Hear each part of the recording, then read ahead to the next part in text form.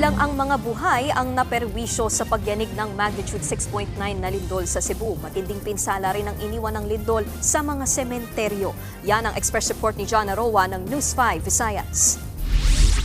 Matapos ang 6.9 magnitude na lindol, nagkalat ang mga butong ito sa Corazon Cemetery sa Bugos City. Hirap nang makilala kung kanino ang mga buto dahil nagkahalo-halo na matapos gumuho ang bone chamber sa gitna ng malakas na mga pagyanig. Ayon sa tagapangalaga ng sementeryo na si Manong Lando, mahigit 1,000 labi ang nakalagak sa nasirang bone chamber.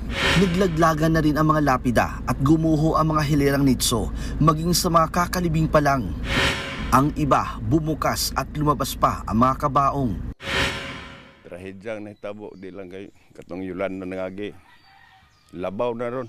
Kay, ang tanang tao na epiktahan. Buhay at patay. Dito may lumalaki sa sementeryo, sir. Dito ko nakuha og mga titulos kong bata pag eskwela. Bisad patay na sa sir. Dito, may numnuman.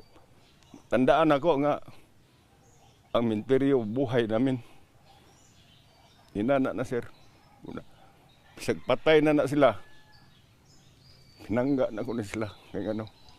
Sa paglilibot ng News 5, naabutan namin ang mga puntod ng mga nasawi sa lindol nitong Martes, partikular sa housing village ng Yolanda Survivors sa Bugo.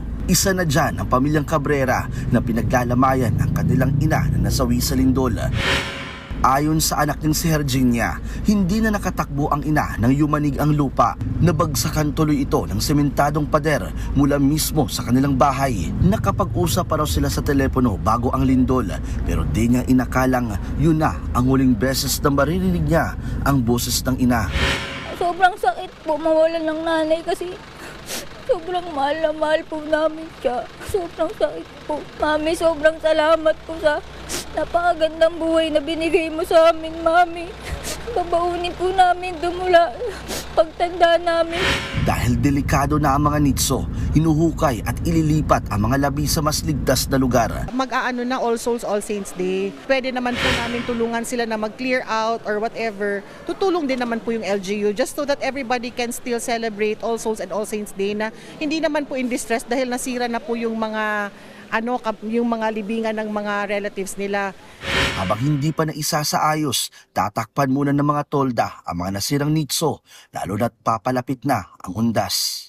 Nagbabalita mula sa frontline, John Aroa, News 5. Mga kapatid, Nikki de Guzman po. Para sa pasada ng mga rumaratsyadang balita, mag-follow at mag-subscribe na sa social media pages ng News 5.